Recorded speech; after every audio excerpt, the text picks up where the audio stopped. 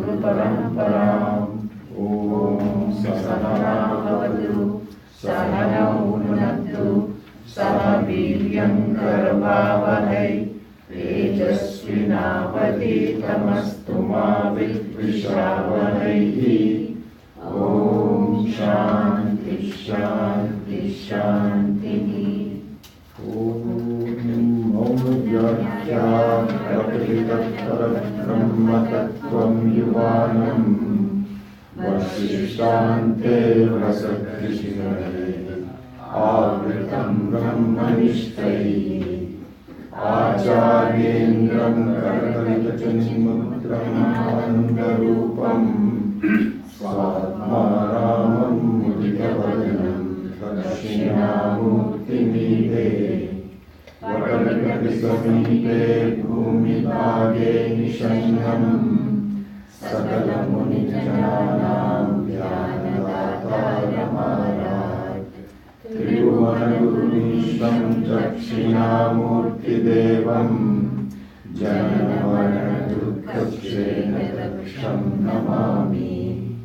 चित्रं वटगरोन्मुखे शिष्या गुरुर्युवा गुरोस्तु मौनं व्याख्यानं शिष्यास्तु छिन्न संशया। निधये सर्वविद्यानां विषजे भवरोगिणां गुरवे सर्वलोकानां दक्षिणामूर्तये नमः। ॐ नमः प्रणवाकाय शुद्धज्ञानैकमूर्तये निर्मलाय प्रशान्ताय दक्षिणामूर्तये नमः। ॐ विश्वं दर्पणदृश्यमाननगरी तुल्यं निजान्तर्गतम् पश्यन्नात्मनि मायया बहिर्भूतं यथा निद्रया यस्साक्षात् कुरुते प्रबोधसमये स्वात्मानमेवाद्वयम् तस्मै श्रीगुरुमूर्तये नमः। इदं श्रीदक्षिणामूर्तये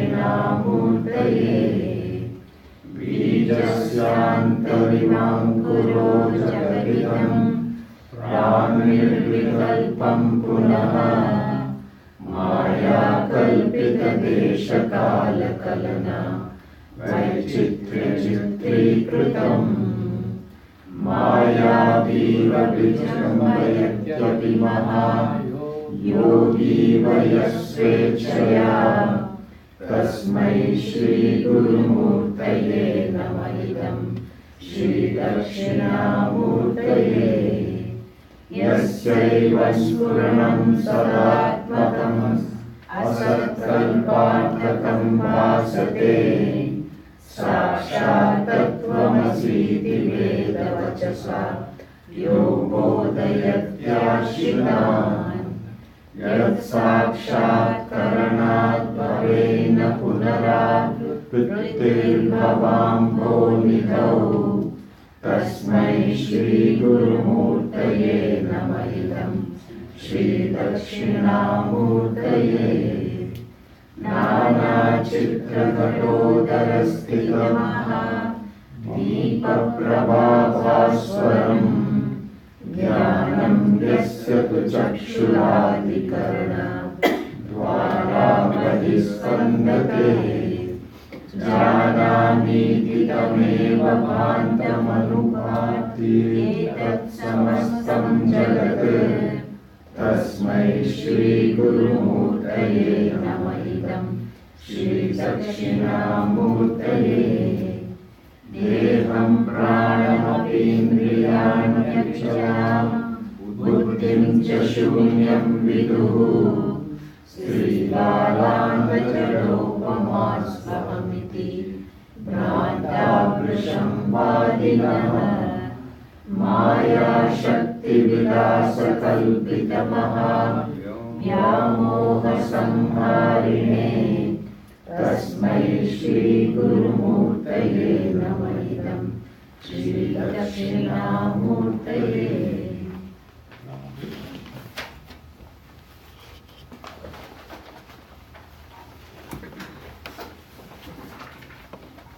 So in revising the first verse, we had finished this item number 7. Satta Spurnayoho Atma Ekayat Tadatvam. That the existence and consciousness have the same locus, even though they are viewed from two different standpoints. So this was with verses number 11 and 12. So let's go ahead now with the verse, which is the next topic, which is Advaita Jnana Siddhi, the establishment of reaching the goal of the non-dual knowledge. Verse number 13. So here, this represents the second line of the verse.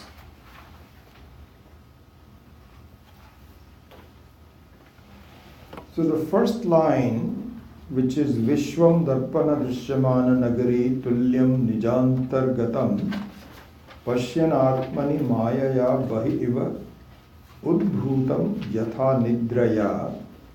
So the likening of the likening of the experiences of life as being something which is akin to nidra, to something with sleep and so on and so forth. That was detailed in the first line, first two lines. Now the focus is on waking up from it. So far we were talking about the state of the nidra and also the swapnavastha. But now the focus is on waking up from it. What happens when you wake up? So now with verse number 13, the third and the fourth line are begun. Okay. So here one should keep in mind, just as a summary, that anything which is anatma is something which is a creation. Anatma is a creation. And different types of, we can understand what type of creation and so on separately, but just to keep it in focus, that anatma is a creation. Atma is not a creation.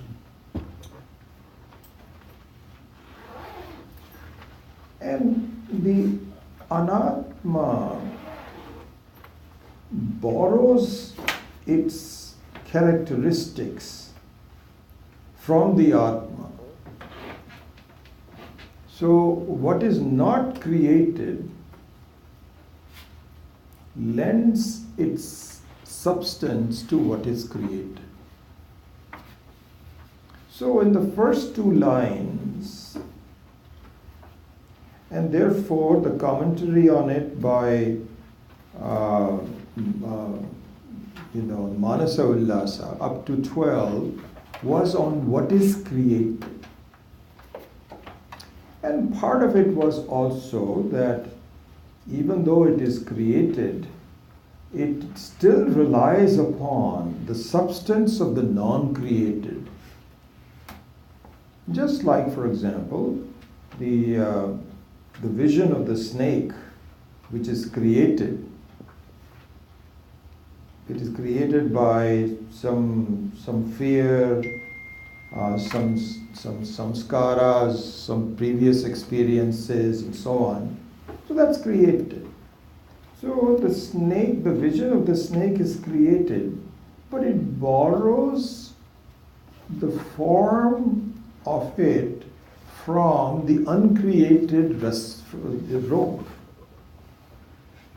Rope is in that rope also is ultimately is an anatma, and so that also will be created in our in our Darshtantika, but in the Drishtanta, in the example, the rope is uncreated. That was already there, well established. And it gave rise to a creation. and the creation draws its properties, which is Satta and Spurna, which is the existence, and also the Jnanam. And it modifies the Anandam. In this example, the Anandam is not terribly important, because you don't really have any Ananda in a rope. But from a state of equilibrium, of not really being bothered by the rope, you are bothered by the snake. So there is a change in Ananda also. The level of Ananda also changes. It's just that once you know it is not a snake, then the Ananda becomes a little bit more. Because previously you didn't care much about whether there was this rope or not. Now you're very happy it's only a rope. So what was neutral becomes a source of happiness to you, because it is your own happiness. So the relief also is a kind of happiness. So there is a great relief. Anyway, so the Ananda is not that important in that example. What is important is the creation and the non-creation. So similarly here also, our Swapnavastha, our dream, is a creation. And it draws its power from you, the uncreated, in that example. They ultimately, even the waker will prove to be a created one. So we have different levels of creation. So one is what we call pratibhasika sat, which is purely subjective. So your dream is purely subjective. And it's a creation of a subjectivity upon objectivity. And so when you wake up, the subjectivity goes, leaving behind the uncreated, which is objective. And the objective also is not totally objective. That's also Vyavaharika Sat. Vyavaharika Sat means that the only difference is that you share the experiences with others. They also see you, you also see them. And so there is some sharing. This sharing is called Vyavaharika. But ultimately, even the Vyavaharika also is not uncreated. It is also created. So here now, in the example, the last two lines of Dakshinamurti Stotram, Yat Sakshat Kurute Prabodha Samaye Swatmanam Eva Advayam Tasmai Shri Guru Murtaye Namaha. So now that is being commented on, starting with verse number 13. So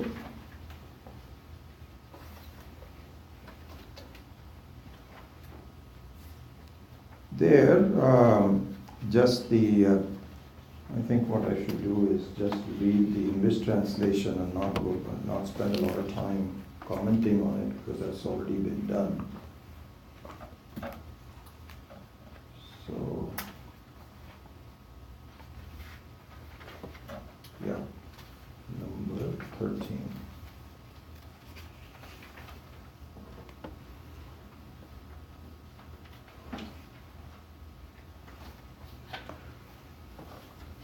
So there it says that when the jiva is awakened, prabudhyate. So this is an important word, we will go into that a bit more. Is awakened from the sleep, delusion, I'm not sure is the right word, from the sleep of imagination, of some creation, which has no beginning. Then he realizes the sleepless, the one without the second. Maya prabudhyate ajan ajanman, anidram, aswapnam, advaitam, buddhyate tada.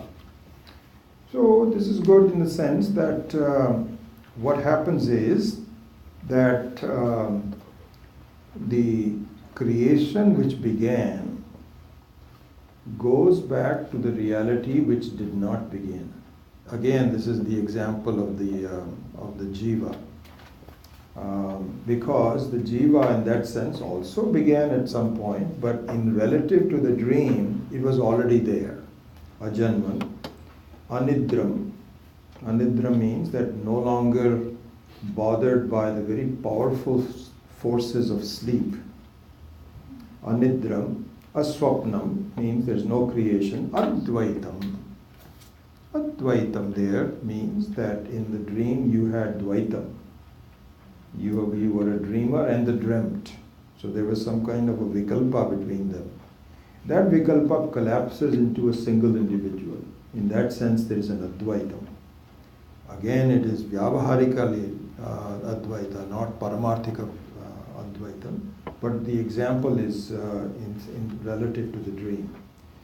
So now, having done that, let me make sure I have a bookmark there.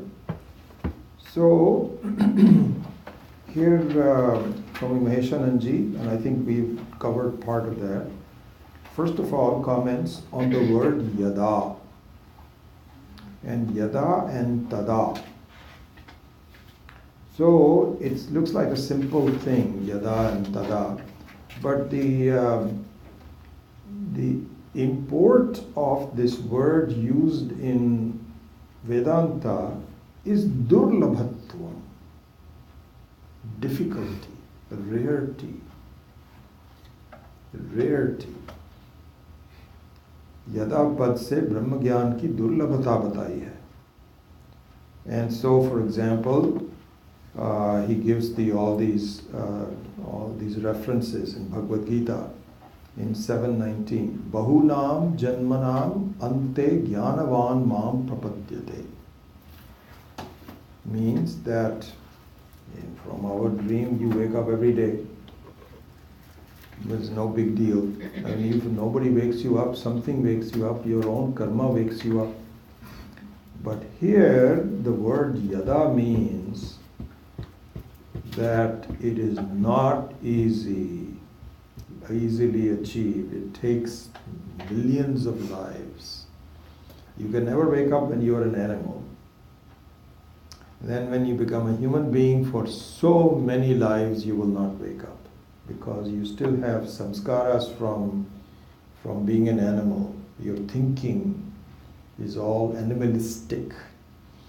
Animalistic means, in that sense, outwardly bound and concerned with the basics of life, protection, just like the animals. Sex, protection, food, that's it. That's the outside. And so for a number of years, a number of lives, your drishti will be outside. You will not really have any ruchi, any kind of interest in understanding yourself. And you look around the whole world, this continues to be, whether or not they're animalistic or not, but this part of it. Anyway, so the word yada means very rare. And then on top of that, even when you start studying, you don't understand. That's another part of it. Very frustrating. That I thought that now I've arrived. I'm attending the right classes and it looks like it makes a lot of sense and so on. I should be done. You're not done. You're not done. You basically exhibit you may have some improvements in your life here and there, but in terms of finding the inner joy, we're still the same. Very rare. It requires a lot of effort on your part. It's almost like a test by Ishvara. We all do. I was included myself. We declare victory too soon. When I started to have a good taste of this and so on, I used to walk around like I'm God myself. I used to say, these are foolish people, you know. They don't understand how great I am. That greatness doesn't last. It's just a taste. And then when you start to lead the life and so on, you discover, oh my goodness. You know, so that's the thing. You have to be very honest with yourself. So anyway, the yada means that first of all, you never get introduced to the topic. And the funny part and the frustrating part is, even when you get introduced to the topic, it doesn't immediately take you in. It takes a while. But it happens. Ultimately, it happens. And the only good thing about, having this Shraddha, and this will come towards in the next 2 or 3, just having the Shraddha, not forget about Shraddha, but just attending the right classes and meeting the right people, even if you don't get the ananda that you think you should get, at least you are now set. I really doubt if any one of you will go back to the normal life, who will never see the Vedanta books again, who will not really, absolutely, that will never happen to you. Somehow or the other, we have got you. And now you just have to, even though it's kind of interesting, one time Swami Dayananji was explaining, again, it's very hard for us to accept. So this is where an introduction which is not thorough, which is given in bits and pieces, can lead to a sense of frustration. And so Swamiji was saying that when he first was introduced to Vedanta, and quite frankly, I think he refers this to his teachings with Swami Chinmayananji, he didn't get the whole thing very clearly. He got a taste of it. And same thing happened to me also, really, because I got such a good taste of it that it's kind of like knowing that it's there, but you still don't have a complete feeling of it. Anyway, so going back to Swami Dayananji's experiences, he had started getting some introduction to it by Swami Chinmayananji, and then he started to have some problems. And one of the things that he used to do was to do meditation, a lot of meditation. Not as much study, but more meditation. And ultimately, he got frustrated. And then he did something which is very remarkable. This is opposite to what I was saying earlier when I said, we've got you. He gave away his books. He confided in us. I don't know if anybody in the biography mentioned this or not. I'm not sure. But he really got frustrated. And he said, I don't know, I don't understand this. Then he met Swami from Vijayawada. What's his name? Swami Pranavananda. Pranavananda, that's right. So he met Swami Pranavananda. Swami Pranavananda was the one who really set him back in the right path. And what he explained to him was that the pramana, which is the proof, is from the Shruti, and it removes, by removing all the doubts from it, your own pramana becomes your guide, which is talked about all over. We'll go into this in some great detail of this. And then he was not depending on meditation to get the basics. Meditation is very important, and it will come later on. Without meditation, it's very difficult to, in fact today itself he will talk about it. But anyway, so then he was back on track. And then after that, he went to study with Swami Taranandji in Haridwar, who actually deepened his knowledge of the Bhashya. He introduced him to Sanskritam, he introduced him to Shankara Bhashya, and then he started studying. And after that, it was just, so it's possible.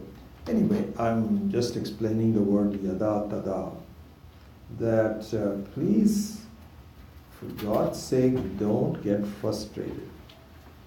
Why not? Because this is not easy. Not easy. It will take a while. It may not happen this life. Very possible. Almost, I would say, likely. It doesn't matter. You may surprise us all. Very possible. We might see you with a long white beard one day, for the men at least, and given up with the cloth and just walking around in a trance. It's very possible. Very possible, but unlikely. First of all, your family members are not going to let you go. They have a hold on you, and there's no way you can just escape like that.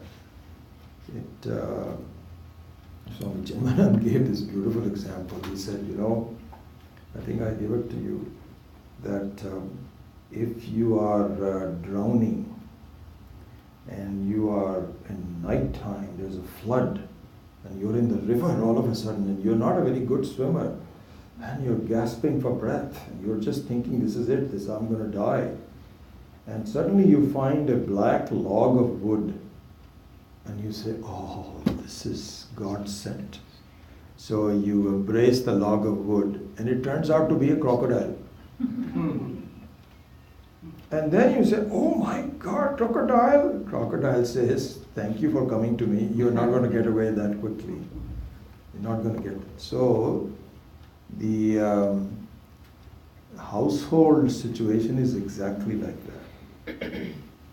That you cannot simply say, okay, now I'm ready to leave everything. You'll say, no, you are not. You please pay the bills first for the next 20 years. You got us into it, you can't do that. It won't happen. It's very easy, very difficult to do. So anyway, so the yada tada talks about durlabhatva. Durlabhatva means very difficult. This is just an innocuous looking yada tada. When this happens, then you will wake up. Waking up is not that easy. But the interesting thing is, we will wake up. We will wake up. No doubt about it. So it doesn't say if. See, it doesn't say, it says when. So anyway, so that's one of the things. So he says, Bahunam Janmanam Ante Jnanavan Prapadyante. Again in Gita number 649. Aneka Janma Samsiddhaha Tato Yati Param Gatim. And then again in 7.3, Manushyanam Sahasreshu Kaschid Yatati Siddhaye Yatatam Api Siddhanam Kaschid Mam Veti Tattvataha. See, beautiful. Manushyanam Sahasreshu Kaschid Yatati Siddhaye.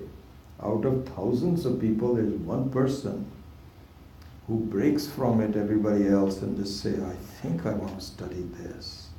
This is what. Then yatatam api siddhanam kaschit mam veti tattvata. Out of these people now, they have already broken from the other ones. Out of 1,000 people of those, continue the study until they get me, understand it. So again, durlabhatvam. Again in Kathopanishad, Shravanaya pi bahubihina yahana labhyaha Shinvantopi bahavo yatna vidyu. He says, very strange, that out of all the people, they cannot listen to it. Even if they listen to it, they don't get it. Just amazing. So this is one thing. Then comes the word prabuddhyate. So prabuddhyate means one who is awakened. So he doesn't say one who wakes up, one who is awakened. So from our normal dream, it's possible that no one wakes you up, you wake up yourself. But there also, there's no question of waking up yourself. Something within yourself wakes you up. Either you have to go to the bathroom, or your karma. Usually what happens is that if you have some unfinished business that you're supposed to do, and you didn't do it, then it surfaces in your subconscious. And you say, oops, oh my God, I better get up right now. Then you feel guilty and you get up. So something wakes you up. But certainly not in Vedanta. So this is an important thing, that in Vedanta, you cannot wake up yourself. When you are awakened, and so you are awakened means that someone has to wake you up. And you should see the logic of it. It's not as though you just accepted it. It says nobody, you cannot wake it up yourself. And then the question appears in our mind, who says that? Why not? Why can't I just do it on my own? Because the logic is that you cannot see yourself without a mirror. You need a mirror. Okay, so fine, I understand it. Why can't a book be my mirror? That's the next question. And this is what happens. You find all the people. In fact, when I'm introducing this topic into the India West ad, I'm talking about this. That why can't I just do it on my own? So there are several answers to that. One is that it has never been done before. Never. Millions of people, billions of people have come. Not one case it is said, I learned this by myself. If a person says it, he's not telling the truth. Never has been done. This is very plain. And so if you look at just the realm of, don't go outside Vedanta with all kinds of crazy people that have their own spiritual ideas, but just look at the Vedanta, the very rich heritage that we have. Every person says you cannot do it by yourself. Again, this goes back to yada tada. It's not easy. It's too subtle. Too subtle. And another logic supported by this is the fact, the reason for that happens, that when you are studying a book, your ahankara is very much established. You see? So you're feeling, okay, I'm such and such, and I've had a cup of coffee, now I'm ready to start reading a book. And the book is just one of the things, coffee cups and so on and so forth. And then you open it up, and then it looks too small of a thing to affect you. Yes, you can get absorbed by it. Yeah, this is very nice, excellent, this is a good idea, and so on. But then you don't have the force of the book's personality to penetrate the problems that you have. It doesn't happen, guys. This is the thing what everybody says. And so it requires so many things, and they will. This is building up. I'll postpone talking about the other things. Anyway, so, and again, this is the supported by a lot of Shruti Vakyas. For example.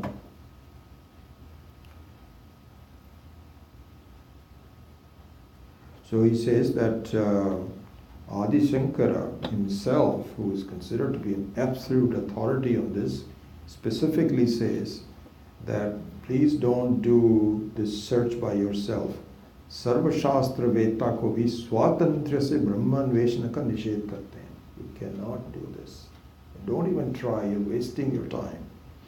Shruti also says tad vijnanartham gurumeva vigachet shotriyam brahmanishtam.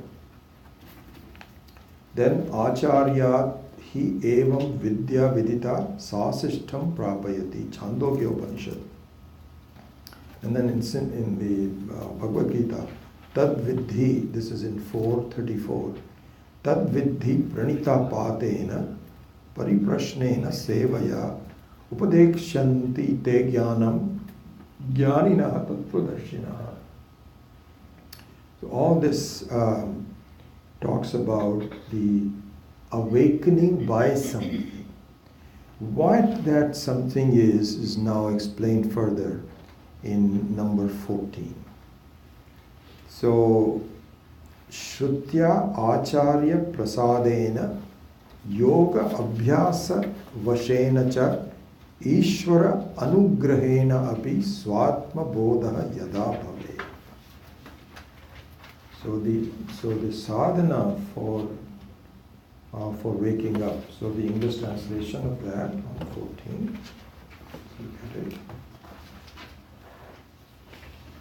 And there 15 is also given, so we can do that together. When by Shruti, by the master's favor, by the practice of yoga and by the grace of God, there arises a knowledge of one's own self, then as a man regards the...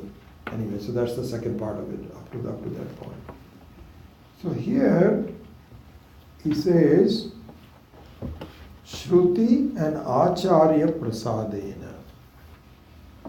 So here,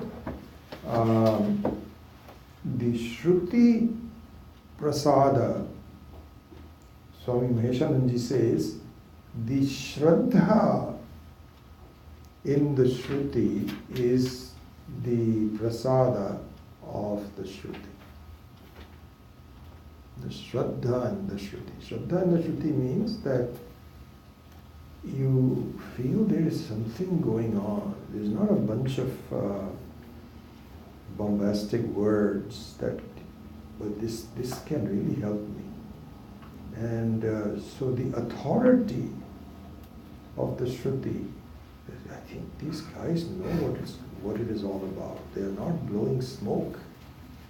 This is the Shraddha. And also the Shruti says, please, this is the best thing you can do in your life. This is a great, because we all have lots of alternatives. We can learn music, we can do yoga, we can earn a lot of money, we can travel, all kinds of things we can do. And out of all of them, the Shruti says, believe it or not, this is the best thing that you can do for yourself. Do yourself a favor. And so that kind of a Shraddha, let's see, really? I may not, so Shraddha means that you may not understand it. See, the word Shraddha is an important one because one always goes back to the example of, as I said, some kind of a science student. And a science student doesn't understand the ins and outs of science yet, but it has been well established by thousands, if not millions of scientists that this is what you need to do. This is what you study to get to become a scientist. So even the non-understanding doesn't really, you cannot say that just because I don't understand it, therefore I'm not going to study. It means that because I don't understand it, I need to study. This is called Shraddha. So the Shruti Shraddha is the prasada. So that is the beginning of being awakened. Like a mother who was just telling me, this is so interesting, just I met somebody at a social get together. And he was telling me, he says, I have a daughter Yeah, we were just discussing our granddaughters. I mean, he was much younger than me, so he was talking about his daughter who was the same age as my granddaughter. And he said, you know, I said, what time do the kids go to bed? We were just talking about it. He says, my older daughter, who's like 10 or 11, she goes to bed at 7:30. She doesn't protest. She wants to go to sleep and doesn't wake up by herself. He says, it's our biggest challenge in the morning. All children are all different, you know. Our biggest challenge is to wake her up. We'll start at half an hour before she has to really get up, the deadline. And with whatever name, I forget it, just say, somebody and say, hey, wake up. And the person will say, yes, I'm hearing you. This is the first call. Then you go back to sleep again. And then they know it by now. And it gets increasingly frustrating. He was telling me, he says, I have to physically lift her out of the bed and take her to the bathroom and say, brush your teeth, you're getting late. He says, this is an amazing girl. And she has a brother who wakes up by himself, no problems. So the Shruti's call is kind of like, and so we are also the same way. We are fast asleep to the truth about ourselves. Fast asleep. And the Shruti says, hey, do you know who you are? You are not this, because when you're dreaming, you are not a waking person, you are somebody else. And so the first call is, hey, wake up to be yourself. So similarly here also, the Shruti calls first. It doesn't immediately wake me up. Doesn't wake me up. It takes a long time to do. Then, Acharya Prasadena. So Acharya Prasadena means that here he says that the Acharya, which by the way, as you've probably seen the definition of the word Acharya, he says, Achinoti yas shastrani achare sthapayati api swayam acharate yasmat acharya parigiyate. This is the thing. So, Achinoti yas shastrani, the one that collects the appropriate shastra to be used for this occasion. Just like we are also doing, we are saying, that I feel that some of the people may not know the basics, so let's do the Panchadashi. So that is Achanoti, means that you collect your thoughts appropriate for a given occasion. Achanoti yashastrani. Achare sthapayati api. One who also establishes a conduct of study. Please attend classes regularly. Please do meditation, etc. Then, Acharya sthapayati api swayam acharate yasmat. And if you see me fooling off and not being on time or for classes and so on, then you cannot follow me. Here it is interesting. The Acharya Acharya means only Vedanta. Otherwise you can just say a simple Guru. So if you can have a Guru for, let's say, physics. And you may have a brilliant Guru for physics. Brilliant teacher. Knows the subject matter and so on and so forth. But what you find is that his conduct is terrible. He can be drinking, he may be married, he may be fooling around outside the marriage. Whatever he wants to do, you can do that. And you say, I know how bad this person is, but when he comes to the class, this is all I care about. You cannot do this in Vedanta. What the teacher has to say, he may not be able to live it to 100%, but he must try to emulate that. If I'm asking you to be vegetarians, and if I am a pakka non-vegetarian, it doesn't fly. Doesn't fly. And So, Swayam Acharya. So this is called Acharya. So what is the prasada for the Acharya? The prasada of the, so here another thing is that Swami Maheshananji says that the Acharya for a Vedanta, he's not ordinarily, he's not pleased by ordinary worldly things. There's nothing you can do to please him. You cannot send me emails and say, Vijayji, you are a great person. You're wonderful, wonderful. It doesn't do anything for me. More important for me is whether I consider myself great or not. And I may not. But just for you, in an earlier part of my life, if you had said you are a great person, that might have said, really? I didn't know that. That's good to know. Not now. Whether you consider me great or not great or a foolish person, it really doesn't matter to me. It matters to a certain extent. You cannot just walk out and give me gali, but it's not important. So I'm not pleased by your conduct. I don't need anything from you. This basically, the Acharya, the Vedanta Acharya doesn't need anything from anyone. And the only thing that the Acharya does is to do it out of pure love for teaching. You think that you found something which is very beautiful and you just want to convey it to people. So yes, I get when somebody says, I understand very well, I found your class very good, that pleases me. Otherwise, if I work very hard and you say, I don't know what the heck you were talking about, then there will be something, Swami Paramarthananda had told me this. He said, this is in the year 2002 or so, when I talked to him in Anaikatti one time. And there he said that the value of teaching is that you can fool your own mind much faster than you can fool someone else. You find that people have a kind of a quizzical look on their face, so that means you have to really do extra hard work to explain it to them. He says in the process, you also become self-shuddha.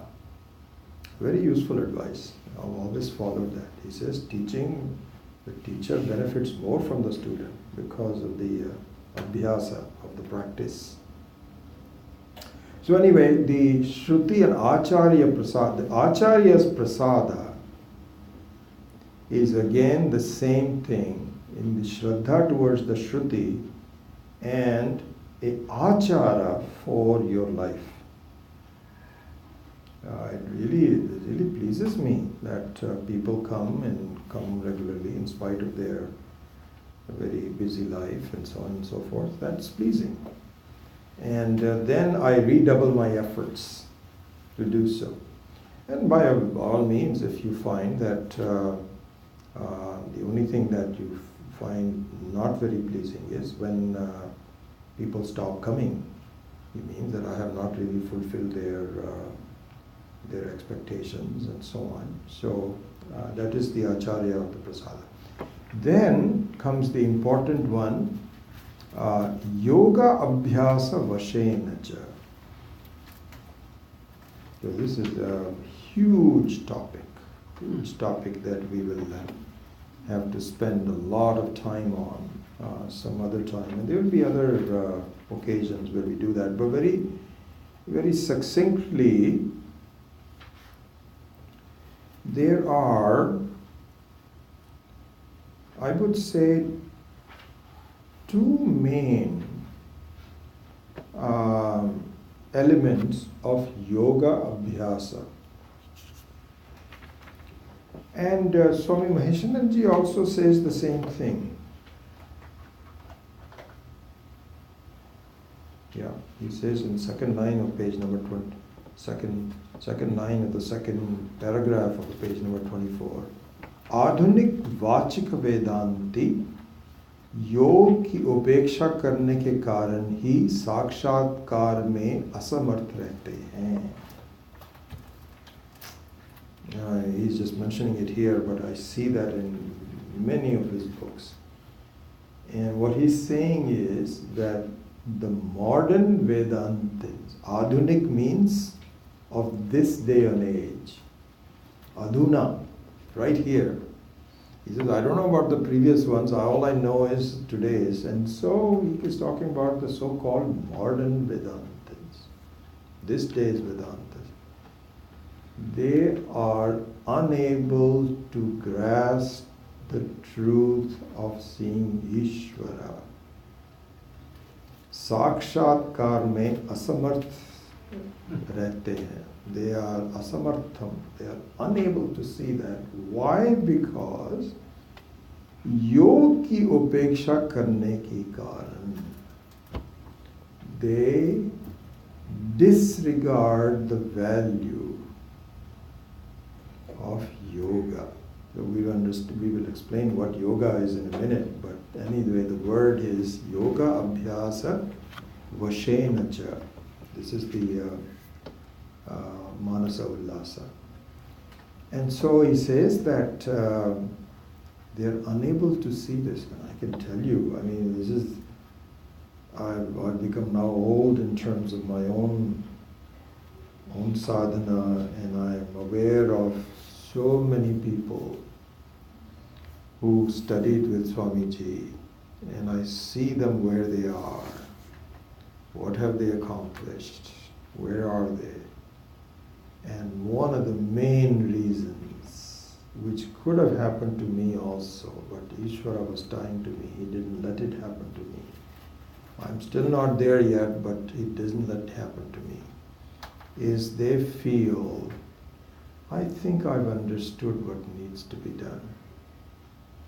And yoga abhyasa is not necessary.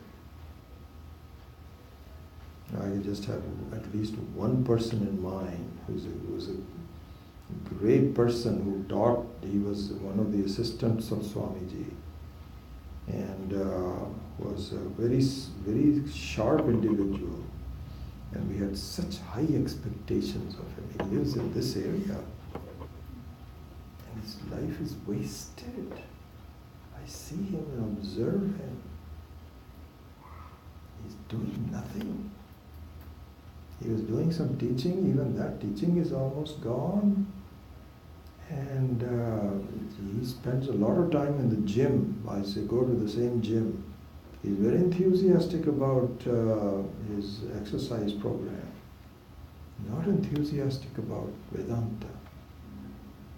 And wasted the life. I don't know how it happened. He could have really done so much. He was a very senior disciple of Swamiji. I learned a lot from him. But I don't know, and so it's probably he was not as singularly minded in getting this thing done. You cannot fool Ishvara. You can fool anybody else. You cannot fool Ishvara. You have to fulfill what he expects you to do. And Bhagavad Gita is very clear about it. Your devotion should be to me. Everything that you do in your life, every attitude, every action must be with me in mind. Me in mind means for your own freedom. Otherwise you will lull yourself into belief, oh, I know it. For a while it happened to me when I felt I had a wrong kind of a feeling, as I was mentioning. And I soon realized this is stupidity. I haven't achieved it yet. I'm bothered by the same things as everybody else is. So what have I done?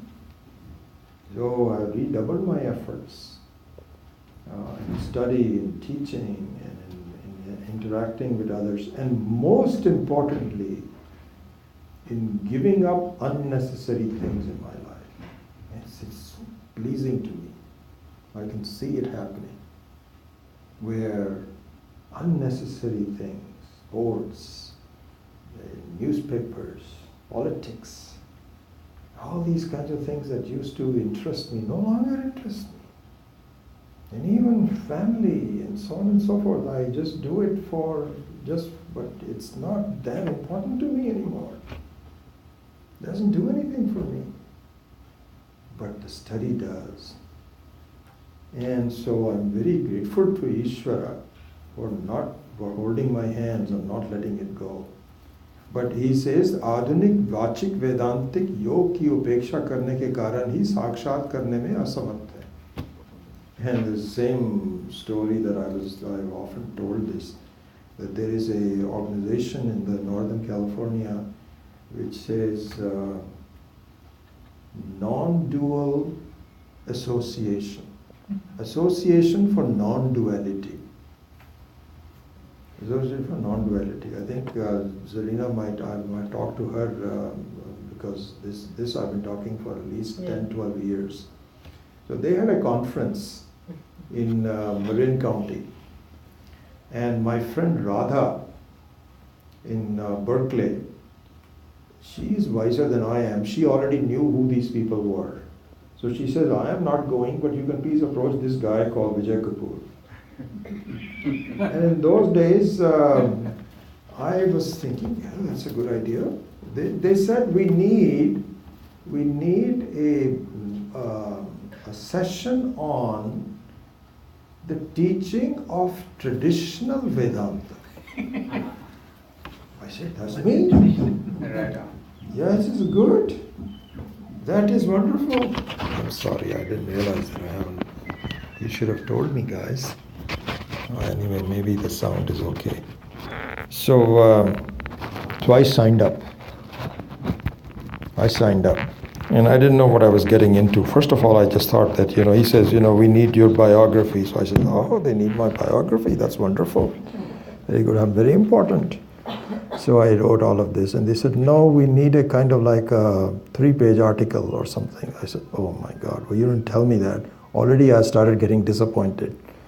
But then I was well received in this hotel room, and there were hundreds of people.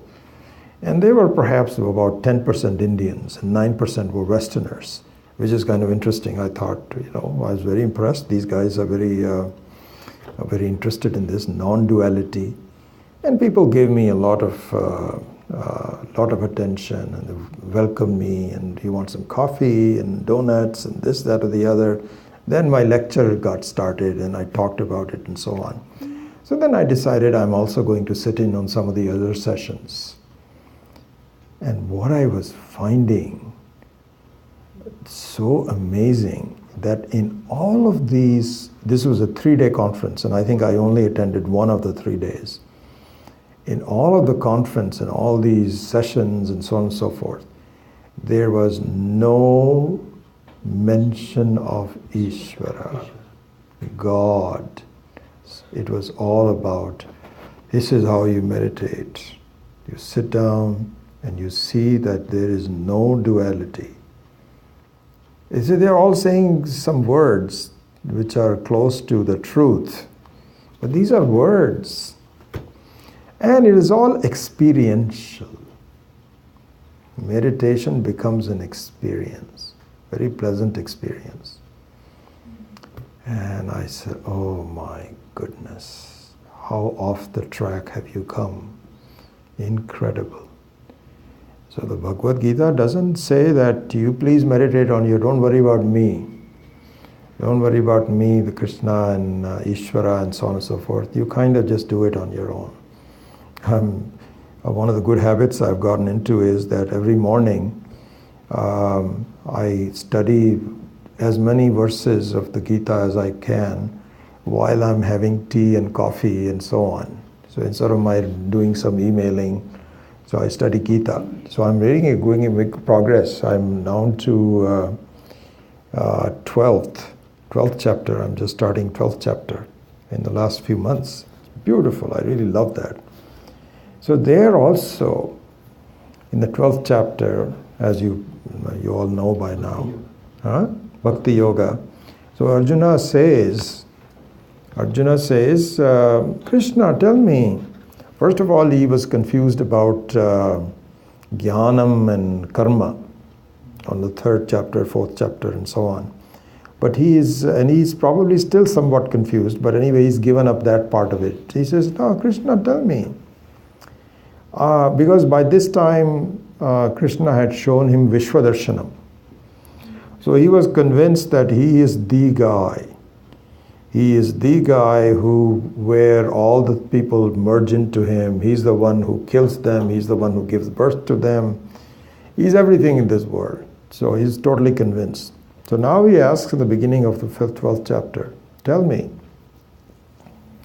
are people who are doing prayers to you all the time, they go to temples and they are very dharmic, and so they are doing Saguna Brahma Upasana. Are they better, or people who do Nirguna Upasana, who really who are just deeply ingrained in understanding Satchidananda, not the various things that are outside of that? What time is it? Oh, okay. There's still about 12 minutes to go. So which one is better? So let's look at this. Both the alternatives require Ishvara in some form. One is Nirguna and one is Saguna. But to completely ignore it, that means that there's some problem with it. By the way, one interesting thing on that, and I'll stop at that point. Sureshwaracharya, the Swami Maheshananji comments this on I'm reading the third chapter of Panchadashi. So there in the discussion, he quotes Sureshwaracharya, who says that doing puja to Shiva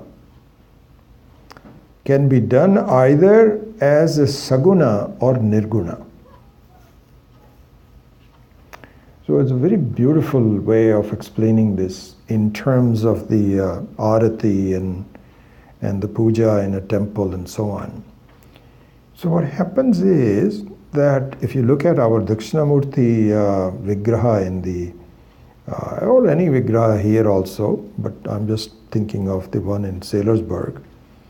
So every morning,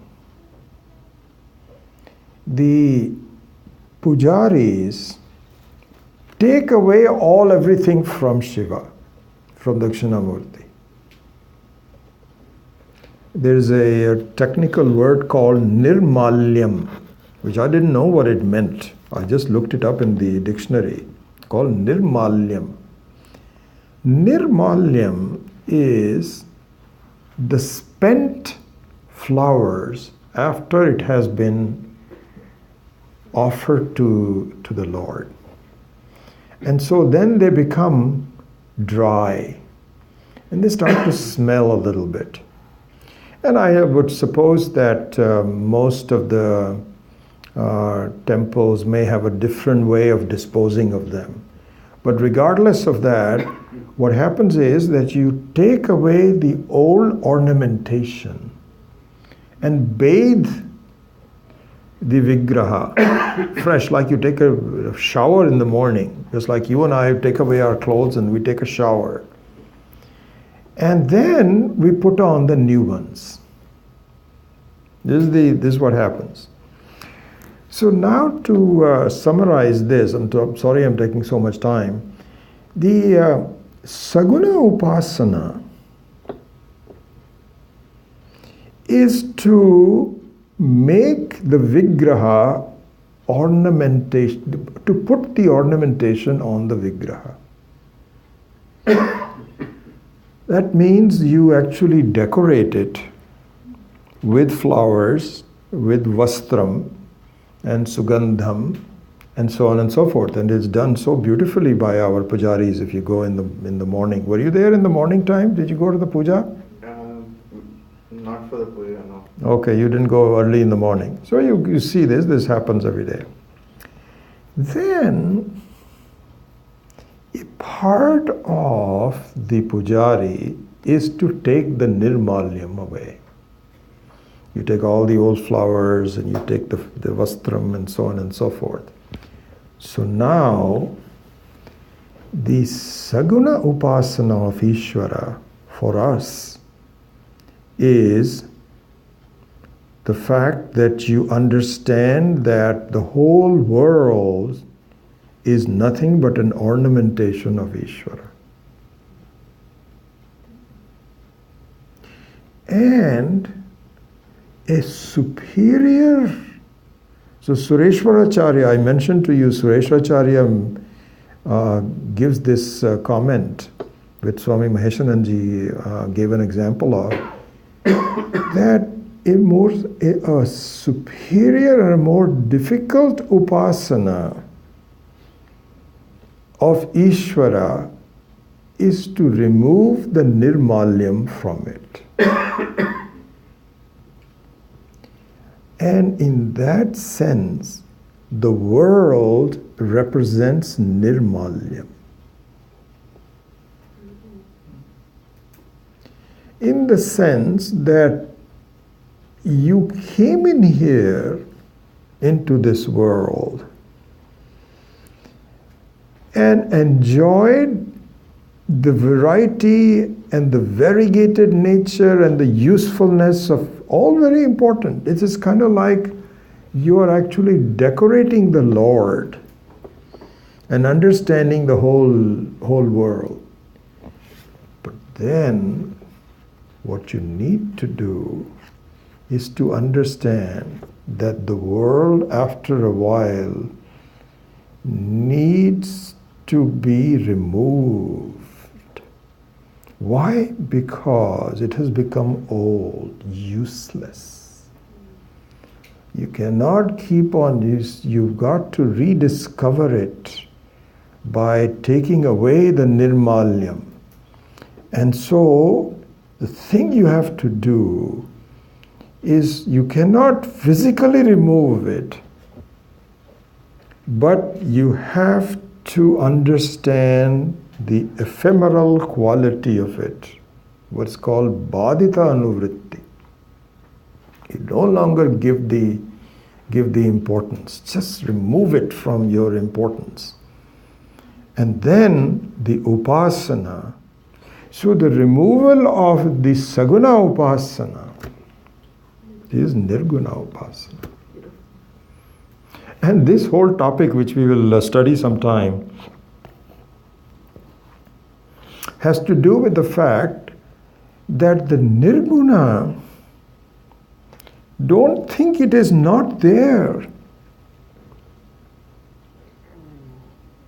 Don't think that it is, I've removed everything. Neti neti iti adesha. Sthula world doesn't exist and Sukshma world doesn't exist, nothing exists. But what exists is what was not created, which is the Atma alone lives. That you cannot remove. You cannot remove the Atma. Because who is removing the Atma? Atma itself is removing the Atma. You cannot remove it. And so the Nirguna Upasana, the sadhaka for Nirguna Upasana is an evolved Vedantic student who understands the very value of the, and so yes, the value of the Satchidananda, and so yes, the offering of the ornamentation in a temple is very beautiful. Even more beautiful is the removal of nirmalyam from it, so that the truth of the vigraha can be known. And that vigraha is nothing but yourself alone. That is the Brahman. And so we all started with, so please just to make sure that I don't have leave this hanging on by itself. We started about the fact this is the. Can anybody say what we started? What was it? Okay, let me ask you. If anyone can suggest what we started with. How did we branch off? Anatma is a creation. No. Atma remains. No. Acharya Prasadena. No. Yoga. Yoga abhyasa vashena cha. This is the yoga abhyasa. Yoga abhyasa means that you should be doing one or the other. Either you should be doing like a pujari, offering new ornamentation to the god, which in our case is we should begin to recognize that all things in the world are an ornamentation to the Lord. Our attitude towards people. There is no secular and everything is spiritual. Every person is spiritual. Every event that you need in your life is spiritual. This is the Saguna Upasana. You see God in the whole creation. This is Saguna Upasana. Or the Yoga Abhyasa is that you are diligent in understanding the Satchidananda. So this was the question of Arjuna in the 12th chapter. He says, Krishna, tell me which one is better. So Krishna, as usual, is saying, oh, this is also better, that also very good, both of them are very good. He says, you're still confusing me. Tell me definitively. So he said, all depends on your, where you are. Both are. You cannot do Nirguna unless you are used to doing all those kind of things will come. But this is what is called yoga adhyasa vashena cha. You cannot just do a non-dual conference on how to do meditation and then you say, we are done. We are done. And the traditional Vedanta was just sort of on the side, just so that we are connected, that we are authenticity of the whole thing. They just wanted me to bless the authenticity of it. And I didn't know or understand what I was getting into. And then at the end of this whole thing, they sent me so many good wishes. And next year we want to, I said, no, thank you. That's my end of, I only have one thing that I remember from it, which is the bag that they gave me. I still have that. Om is equal to MC squared. It's a beautiful thing. I still have that. That is my anuvritti. Om asato ma satkamaya tamaso ma jyotirgamaya mrityor ma amritam gamaya Om purnamadav purnamidam purnat purnamudachyate purnasya purnamadaya purnameva vashishyate Om Shanti Shanti Shanti Hari Om Shri Gurubhyo Namaha Hari Om.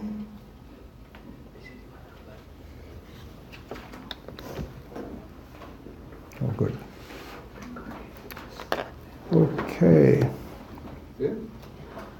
So we will 3 more classes and then hopefully we will change the subject. So can we practice the remaining 5 slokas also next time? 6 to 10. Good.